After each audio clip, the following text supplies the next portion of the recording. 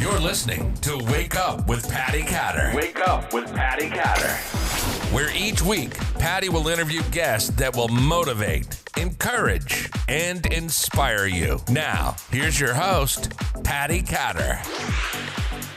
Hello, everybody. Thank you so much for listening to my podcast, Wake Up with Patti Katter. And of course, I'm Patti Katter. Today, I have Melissa King with me. She is a certified is it a health coach? Health coach and personal trainer. Okay, so I'm excited to have her on the show because looking at her website, it's all natural types of treatment for different things. And before we jump in there, I'm going to have Melissa tell you just a little bit about her upbringing, where she came from, and where she is now. So go ahead, Melissa. Awesome. Well, thank you for having me, Patti. I'm excited to be here. So I actually had a really great childhood. I was born in Tucson, Arizona, but shortly after I was born, my dad's a retired geologist, and so he worked out in the field a lot. So he traveled a lot with his job. So I'm the youngest of three kids. I have an older brother and an older sister. My sister's the oldest. So when she was little, they moved around a lot because of my dad's job. And then we moved to Denver, Colorado, and lived there for about 5 years. So I got to experience like the snow and heavy winters, which was exciting, which actually helped me grow to love the cold weather. My sister went the opposite way and does not like the cold weather and the snow. My brother's kind of neutral.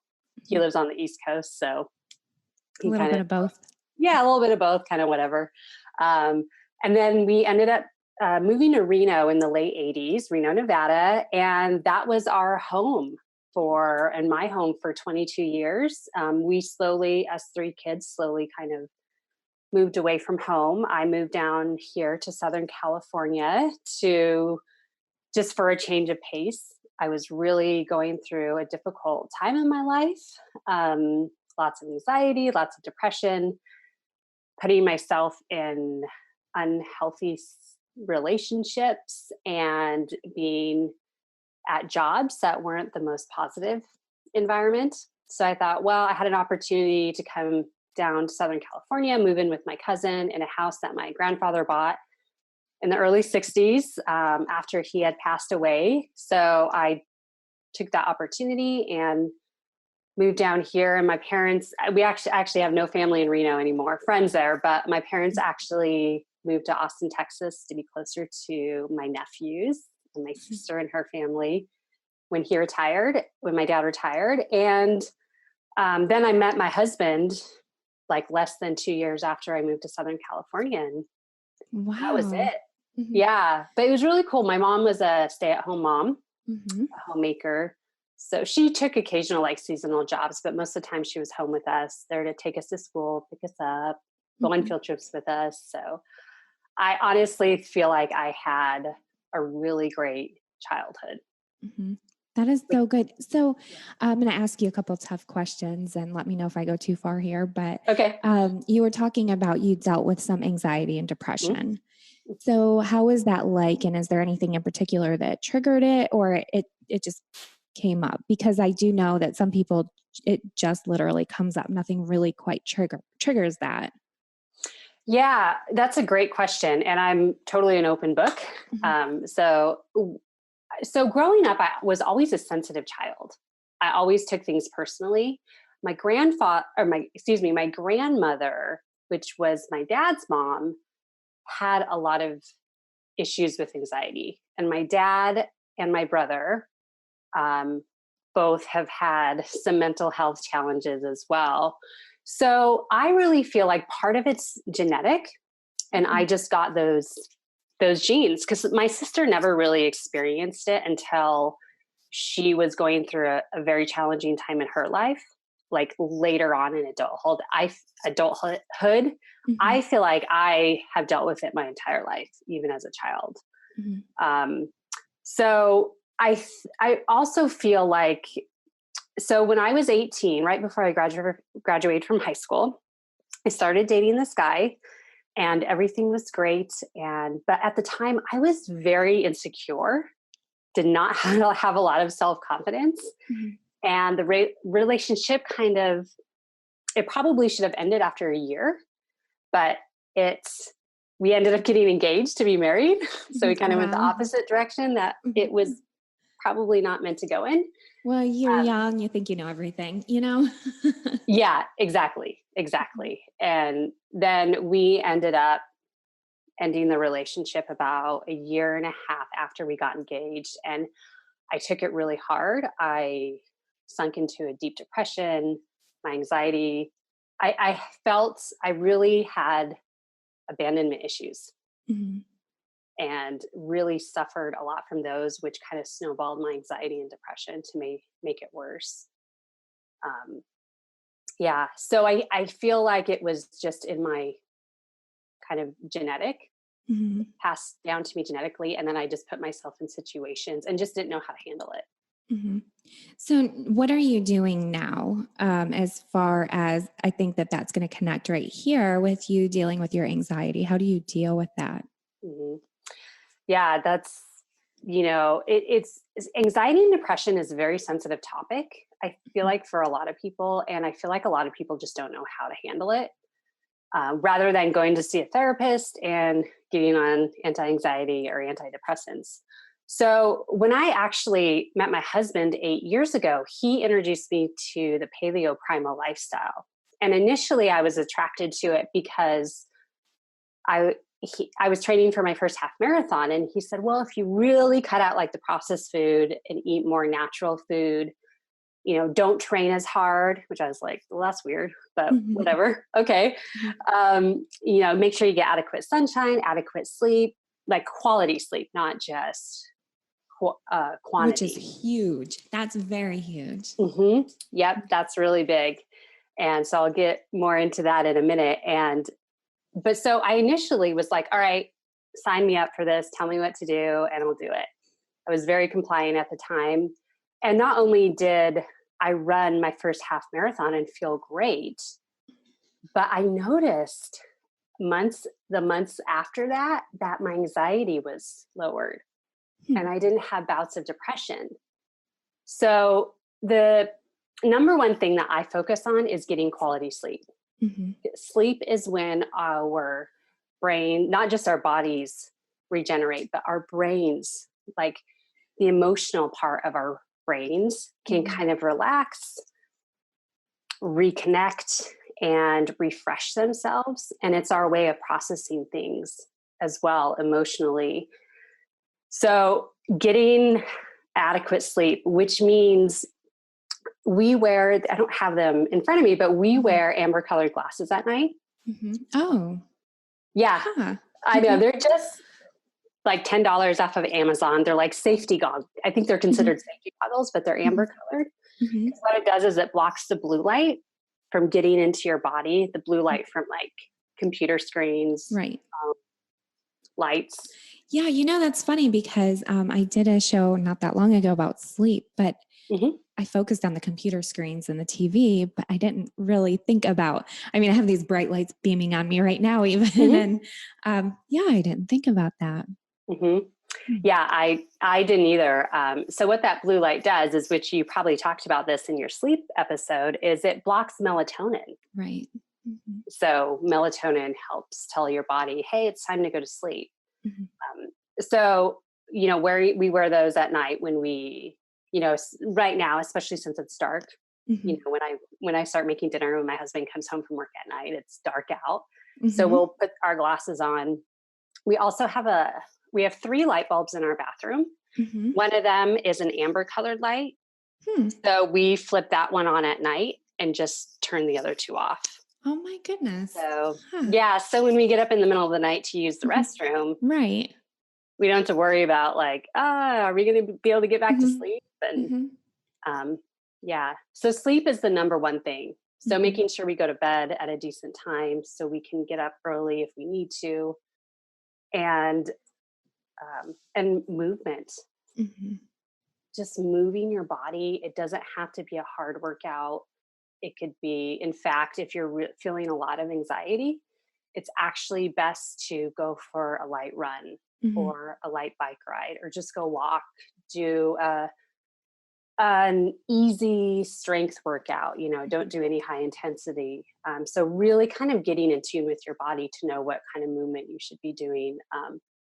And then really just eating whole, real, nutrient dense foods, Mhm. getting rid of the chemicals and the processed food. And that, I feel like that has really helped me turn off my anxiety Mhm. and depression gene and flip on the other genes that will help me thrive. Mhm. I kind of think about the analogy of the light bulbs with the amber color and then you have the fluorescent, but it's kind of like you just flip off the bad stuff and turn Mhm. on the good stuff. Yeah, So, exactly. And a lot of mhm. people, I found that a lot of people are like, oh, it's genetic. I'm pre-diabetic because it's, you Mhm. know, my dad had it or my grandpa had it, or diet or heart disease, anything. And what a lot of research is saying is that you can switch your genes on and off depending on Mhm. your lifestyle. Right. Instead of saying, oh, I'm predispositioned to diabetes, I might as well eat this box of Twinkies, you Exactly. know? Exactly. Yep. Yep. Huh. Exactly. Mhm. All right. So, what else do you do? Can you tell our listeners? Because I noticed there's so much on your website about natural healing and health and wellness. And what would you tell somebody, I guess, too, out there who may be struggling with some anxiety or depression and they don't want to turn to pharmaceuticals, or they've tried pharmaceuticals and they're not working for them, or they're giving them more side effects? Um, Mhm. what e- what else do you have to tell us? I guess that's a pretty broad subject there. Yeah. So there's several things you could do. So I work primarily with women who Mhm. have challenges with anxiety and depression. And so what I do with them as I'm coaching them, or even just training them, not necessarily health coaching, but working on a personal training program with them, is ask them, like, where do you want to start? First of all, what's your why? Why do you want to improve your life? Why do you want to decrease your anxiety? Why do you want to get off this medication? First of all, like your why. Mhm. And then what's one thing that you feel like you could change right now? What would be the easiest? Move your body, go to bed at a decent time, focus on eating whole, real, nutrient dense foods. Like, I meet them where they're at. Mhm. And because if I just go and tell people you have to get adequate sleep, well, maybe that doesn't work for them in their schedule. Mhm. So really focusing on guiding them through a process where they could start creating healthier habits Mhm. to decrease their anxiety and depression. So I have an online program that people can buy just as it is if they're really self-starters. Mhm. Has worksheets in there, it has call to actions in each video. And I'm also working on starting up a group coaching program Mhm. a couple times a month. Um, so I would start with just like where they're comfortable starting, Mhm. where it's just a little bit out of your comfort zone, but not too far to where it's unrealistic. Right. That's good to know because I actually know a lot of military, not only veterans, but their caregivers. If they were wounded in war, they have a caregiver normally or a lot of times. And sometimes they use the excuse that they can't find the time or they can't get out of the house to go see somebody. Do you do the coaching at all online with them other than, so you had said that you have some for self motivators, but so you do that as well? Yeah, exactly. So, personal training I do locally in person. I Mhm. am working on a virtual training program. Mhm. That's a little bit more challenging, but the health coaching, I've done a lot of that in the last year virtually. Mhm. And I feel like a lot of people prefer that too because we're busy. Like you just Right. said, Mhm. people are like, oh, I can't go meet you at Mhm. this, at Right, coffee because shop or. sometimes, yeah, when you're driving, sometimes it could take, for me, where I'm located, it can take a half an hour with traffic to get Mhm. almost anywhere. So Yeah. if you can just pop onto your computer and turn you on, Melissa. Yeah, um, and yeah. yeah, exactly. And we have such great technology like Zoom, what we're using right now, that Mhm. we could be face to face and we could see each other and see each other's body language and really connect on a deeper level. But the phone is also just as great as well. Mm-hmm. So what are your social media links so that people can find you? So on Instagram, my handle is at Melissa K HBK. Mm-hmm. And my Facebook, I have Honeybee Wellness is my business Facebook page. Which brings me to another quick topic. The honeybees. Do you actually have honeybees? Because the name, I'm just wondering. I actually don't have honeybees. Maybe one day, my husband and I eventually want to buy some land. And so maybe, but Melissa actually means honeybee in Greek.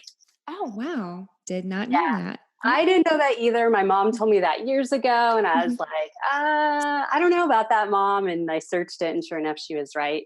And it's a cute nickname. Yeah. Yeah. Thank you. I love it.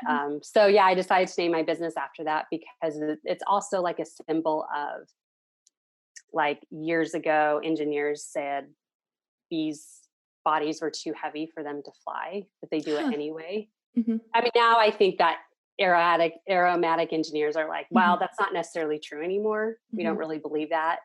It's interesting though. But it's kind of like a metaphor for, like, you can go out and do anything you want, be anything you want to be. Oh, that's cute too. Melissa, thank you so much for being on the show and for sharing those tips. I think those are important tips that everybody can work on. I know I'm sitting here thinking maybe I should podcast earlier in the day because of my lights, or I'm going to have to grab some of those amber glasses to wear during my podcast. Yeah. And you can also buy, like, computer glasses that are amber colored that still block the blue light that I wear occasionally if I'm on my computer a lot during the day. Next time you see me, I'm going to have these big sunglasses. I love it. I love it. Great. Well, thank you. And again, just share your social media links one more time. And we're going to also have them on the bottom of the screen, and we're going to have them listed on the podcast notes and all over my social media as well. Yeah. So on Facebook, it's Honeybee Wellness. And then on Instagram, it's at Melissa K HBK. Thank you. Thank you, Melissa, for being on the show. I appreciate you. Thank you for having me, Patty. Thank you, everybody, for tuning in. And make sure you listen every Friday beginning at 5 a.m. and thereafter. Have a great day, everybody. Thank you for listening to Wake Up with Patti Katter. Be sure to visit www.pattikatter.com for the latest articles, podcasts, and swag.